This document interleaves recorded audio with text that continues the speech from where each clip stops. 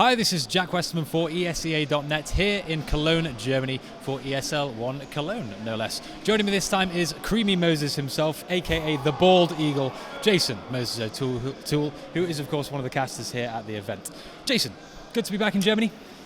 Yeah, love Germany. Yeah, it's a lot of fun. Obviously, good to be back at ESL 1 at Cologne. This event is awesome. This isn't your first time. Have you been last year? I was here last year. The LAN XS as well. Had you been before the LAN XS? Nope. No. Well, I've been to Cologne, not any I've been to Pro League in Cologne. Been to Germany before, sure. But I wasn't at not the Cologne that NIP won. Okay. Yeah, sure. I know what you're talking about. Any hotspots? Good thing this isn't awkward for us. We have a lot of experience together, don't we? I know. I remember your previous. We did a show or something. Yeah, what was that called? It's dead now, of course. Dead now. Somebody decided to leave it, and now it's dead. Anyway, so you're back here in Cologne, hosting on the desk. I assume things are going quite well so far. It looks like, well, you're looking very casual right now. Yeah, I'm done for the day. So, yeah, it's one of the rare moments where I get some time off to actually watch the event, which is sick because this arena, this stage, the amount of people is all so cool. Yeah, like the sheer scale of it out there is incredible. Yeah. The production value for this event is amazing, right? Yeah, they raised the bar. They stepped it up in a big way. It's really, really sweet. Now, of course, this is the second $1 million major. There were concerns at the start of the summer that CS:GO was maybe starting to slip a little bit. We saw a drop in unique players for the first time ever, I think. But this major, second $1 million ever, it seems more popular. Usually on Fridays, there's not that great turnout in the stadium itself, right? It tends to be Saturday and Sunday. Do you get the impression people are more hyped than ever for this? Yeah, especially the reputation that this specific event at LANXESS has because of last year's event was so epic. Yeah. I mean, last year was easily the best event that I'd been to. I think even carrying over, I mean, Columbus was great. Columbus was amazing. MLG did a fantastic job, but still, I don't think it could beat the sheer scale and size of LANXESS Arena here. So still, even after Columbus, this is always like one of my favorite event probably. Sure. And I think a lot of people are attracted to that because there's been so much talked about how cool this event was. Okay, and we're still optimistic about the future of the game. We still think it's growing as quickly as it ever has. Yeah, I mean, we just got it on TV, so. I mean, yeah, sure. Yeah. And of course, you worked on ELEAGUE as well, and right? Yes, I am on television these days. You get the full glare effect off the top of your head on national television. Brilliant. Yep. I'm sorry, I'll slip in these. TBS. Yeah, it seems like you got a pretty good reaction. I will jump to ELEAGUE in a little bit because we've got some stuff about SK to talk about. Cool. Before I do, let's talk about Cologne. So, a lot of upsets so far in the tournament, I think it's fair to say. We've seen NIP, G2, NV all get knocked out. They'll be, in fact, knocked out in the group stage, so they'll be challengers for the next major. Your thoughts? Were you expecting any of those, do you think? I mean, my initial thoughts is just like, God bless any team that has to go through the major qualifier. Yeah. I'm sorry. I feel bad for you. Yeah, Cloud9. It's not looking good. Not looking good already, and we haven't even started the major cycle. Yeah. Obviously, the most surprising is Flipside beating NIP. I think that's got to be the greatest upset in CS:GO history. Was that series, especially the fashion in which it was, like Flipside coming in and just smashing them on Cash, which is supposed to be one of their stronger maps, 16-2. Mirage, Markelov just being dominant with the AWP was really cool to watch. But that was an upset that should have never happened, I almost want to say. But sorry, go on. No, I mean, it is just an incredible upset. Like there's coming into that, we hadn't seen Flipside do much ever. They're always that team who qualifies for the major and that's it. And that was just an amazing performance out of them. Haven't we come to expect this a little bit from NIP anyway? I mean, they've got this habit of being a little bit volatile. They started to look a little bit better since they added Pith, right? It was rough, but they've been improving. Did you not expect that just a tiny bit? I mean, I don't know. I didn't expect them to make the finals or win the whole event or anything, but I certainly didn't expect them to drop to Flipside. Fiflaren actually made the interesting comment that NIP always has a really big honeymoon period when they have roster changes. Yeah. When they bring in Alu, they started to do very well, and then they faded pretty quickly. Brought in Michael Ailey before that, and they had a good event, and then they faded pretty quickly. So now it's the same kind of trend where they bring in Threat, they bring in Pith, and they have this good run. They win Malmo, and they do some damage at some other events, but they fade again. So a lot of question marks for them, I think. Do you think there's just on the back of that, do you think there's a fundamental issue with the core 4 players of NIP, and that maybe the honeymoon phase is the effect of the injection of new blood. I think that's the next place you have to point to. I also think, oddly enough, threat, the biggest reason for the success. One of the things that every team I've talked to has told me about NIP is that with this slower tactical approach, much easier to read this team. Right. So this tactical approach has actually helped them get better in an area that they absolutely lacked, but they have to find some middle ground between the two because they have. I mean, I know Astralis has told me this, like Navi has told me this. Fnatic has mentioned it. Flusha had the interview. We said the exact same thing. These teams are just saying, yeah, they're better, but they're easy to read. Okay. Sure, and I guess that's true of a lot of teams. Navi play slowly themselves, and and people. Well, the thing with Navi is they're so good at that style that it's like they don't even give a shit if you know what they're doing. It's like stop it. Like that's the try. It's not finding out what they're doing; it's stopping it. That's the issue. Okay, and you mentioned Astralis there as well. Of course, that was the game you just casted, right? Astralis versus Pro. Yeah. Astralis have got to be heartbroken by that game because they're playing with two stand-ins effectively. They have Glaive in place of Kirby, right? And also Zonic had to come in for the pre. Yeah, Coach Zonic. They still managed to go 2 overtimes against Virtus Pro. I mean, great performance for Astralis. Are Virtus Pro worried by that, do you think? No. No? There's too much experience in that team for them to be actually worried by a close win. For them, a win is a win, and they're moving on to the semis, and they'll be playing more than likely SK. So I imagine that team has already forgotten about this Astralis matchup, and all they care about is that next one versus SK. Do you think Astralis could have got a lot further if they'd had Dupree?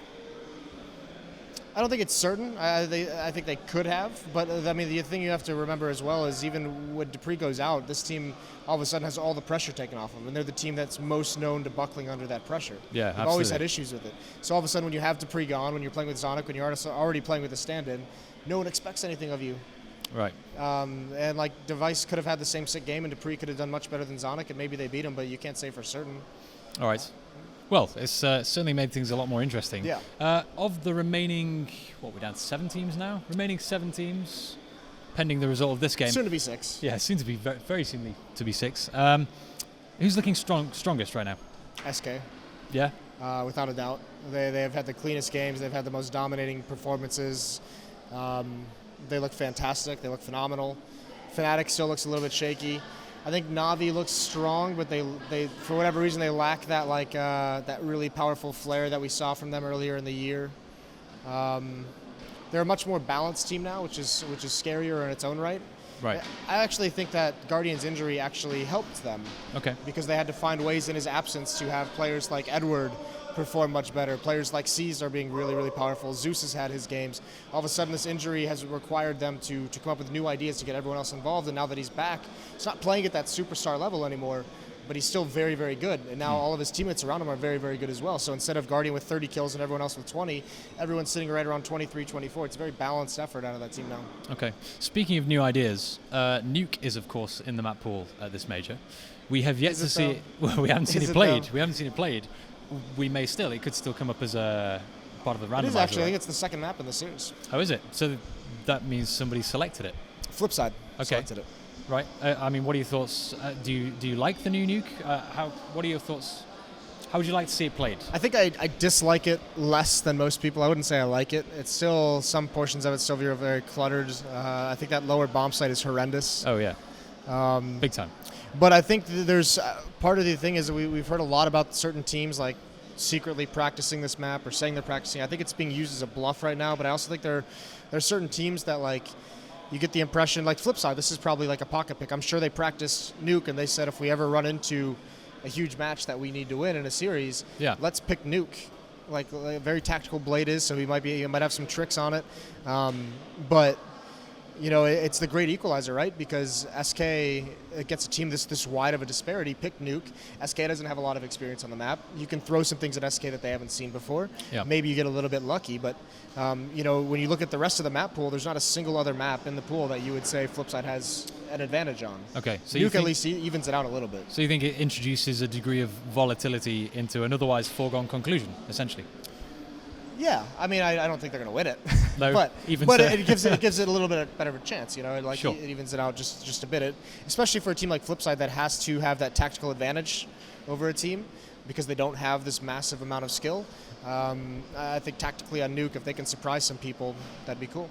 All right, and just on I've only got a few more questions before I let you Drink beer. Enjoy the day. Drink beer. or head off to other parts of Lot of Cologne. Other parts of Cologne. Yeah. Anyway. The dark and seedy portions of Cologne. So you mentioned SK, we talked about ELEAGUE a little bit earlier.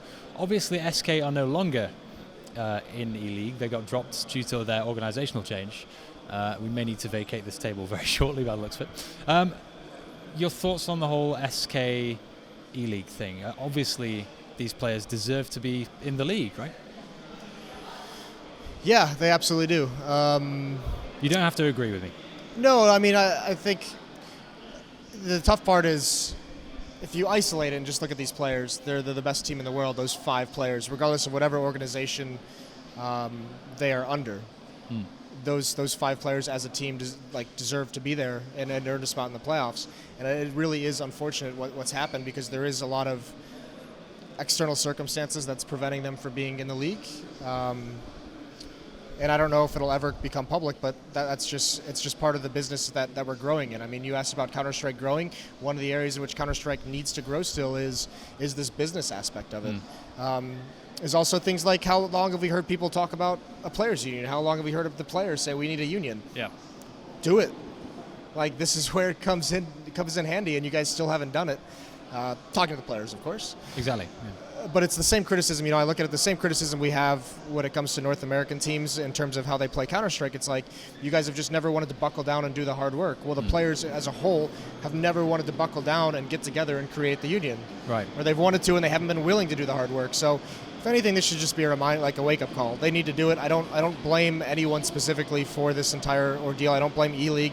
I don't blame SK. I think everyone has had equal parts of fault in it, and everyone has had mistakes in this situation. It's just really unfortunate that we have to, it's one of those things we have to suffer in order to grow. Right. Well, it's interesting you say that, because people in the community were looking for a little bit of blood, right? There's allegedly this petition that went around. Cloud9 were mixed in as saying, oh, this benefits them very nicely. Now they've been bumped up to the playoffs. You're saying there's more to it than that? Yeah, there always is, right? Yeah. I mean, well, not necessarily. No, you tell me. I mean, I can't exactly do that, but there's always more. There is more to the story, and it's not my place to get it out there. It's just no. Don't lose your job on my behalf. Yeah, absolutely not. Don't do that. Okay, moving swiftly along in that case. Last couple of questions. So, obviously, prior to this major, there was a huge gambling scandal, and we do need to wrap this up. There's a big gambling scandal. All these pro players, quickly, Jack, quickly. Pro organizations, I should say, Envy were tied to CSGO Lotto, I think.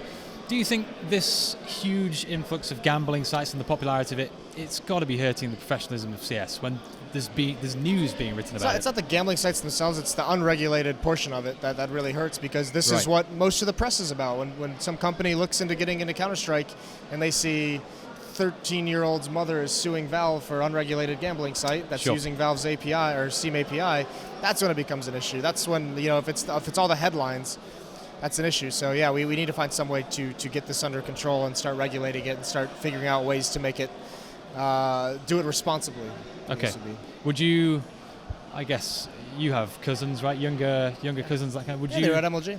Sorry, say again? They were at MLG. Oh, really? How young are we talking, by the way? We're talking like kids, right? Like 10 and 12. Okay. So would you be comfortable with them getting involved with gambling aspects of CSGO in its current state? Oh, God, no. Absolutely not. Okay, exactly. So we're talking, it is seedy.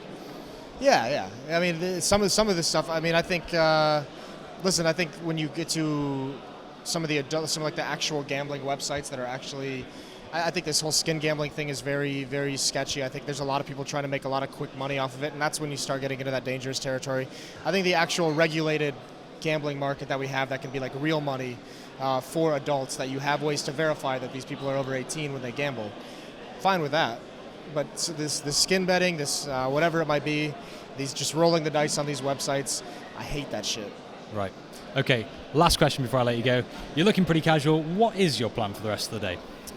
Gonna finish up here, and then I'm going to maybe go relax in the green room for a little bit, and then I have a signing session later on at like 4 p.m. Very nice. Be here. If you'd like to come get a signature. Yep. And then the goal is to me? Yeah, you. Okay, I'll be there. And then I'm gonna be out in the crowd for the Liquid game, and I'm gonna drink beer.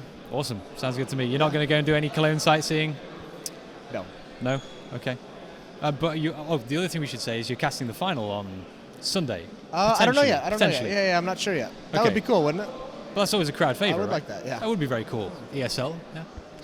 No one's listening. Okay. You tell him, Jack. You have all the power here. I have zero power. I've done 2 interviews so far. Jason, thank you very much. Thanks, Jack. Always good to talk to you, man. Good to see you. And have fun for the rest of the day. Hope we do see you in the final. Will do. For everyone watching at ESEA.net, stay tuned for more coverage here in Cologne.